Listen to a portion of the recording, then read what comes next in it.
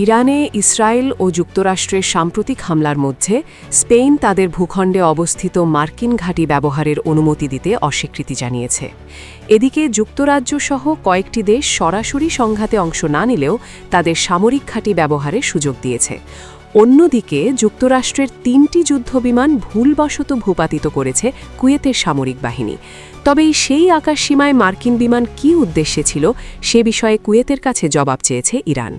যুক্তরাষ্ট্র ও ইসরায়েলের হামলার বিপরীতে ইরানের আত্মরক্ষামূলক প্রচেষ্টায় পূর্ণ সমর্থন রয়েছে বলে জানিয়েছে চীন। ইরানে হামলা চলাকালীন স্পেনের দক্ষিণাঞ্চলীয় রোটা ও মোরন সামরিক ঘাঁটি থেকে ১৫টি মার্কিন বিমান উড্ডয়ন করেছে বলে flight tracking website flight radar 24-এর মানচিত্রে সোমবার দেখা গেছে। স্পেনের পররাষ্ট্রমন্ত্রী হোসে মানুয়েল আলবারেজ স্পষ্টভাবে জানিয়ে দিয়েছেন, ইরানে হামলার উদ্দেশ্যে স্পেনের কোনো সামরিক ঘাঁটি ব্যবহার করতে দেওয়া হবে না।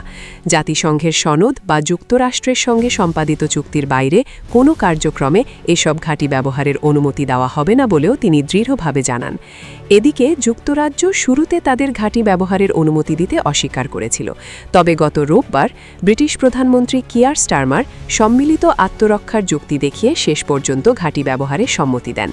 আল জাজিরা জানিয়েছে, মার্কিন প্রেসিডেন্ট ডোনাল্ড ট্রাম্প অভিযোগ করেছেন যে ইরানে হামলার জন্য যুক্তরাষ্ট্রের সামরিক ঘাঁটি ব্যবহারের অনুমতি পেতে ব্রিটিশ প্রধানমন্ত্রী প্রয়োজনের চেয়ে অনেক বেশি সময় নিয়েছেন। অন্যদিকে কুয়েতে ভুলবশত যুক্তরাষ্ট্রের ৩টি F-15 যুদ্ধবিমান ভূপাতিত করেছে দেশটির বিমান প্রতিরক্ষা বাহিনী। এ ঘটনায় প্রশ্ন তুলে ইরানের পররাষ্ট্রমন্ত্রী আব্বাস আরাকচি বলেছেন, কুয়েত যুক্তরাষ্ট্রকে ঘাঁটি ব্যবহার করতে না দেওয়ার কথা বললেও তাদের আকাশসীমায় মার্কিন যুদ্ধবিমান আসলে কী করছিল তার সদুত্তর দিতে হবে। তিনি আরও বলেন, প্রতিরক্ষা ব্যবস্থা যদি সত্যিই ভুলক্রমে 3টি মার্কিন বিমান ধ্বংস করে থাকে তাহলে এটি কুয়েতের সামরিক বাহিনীর দক্ষতা ও সম্মান নিয়ে গুরুতর প্রশ্ন তোলে। কুয়েতকে অবশ্যই জবাবদিহি করতে হবে যে তাদের আকাশসীমায় মার্কিন যুদ্ধবিমানের উপস্থিতির প্রকৃত কারণ কী ছিল। এদিকে যুক্তরাষ্ট্র ও ইসরায়েলের হামলার বিরুদ্ধে ইরানের আত্মরক্ষামূলক অবস্থানে বেইজিংয়ের পূর্ণ সমর্থন রয়েছে বলে জানিয়েছেন চীনের পররাষ্ট্রমন্ত্রী ওয়াং ই।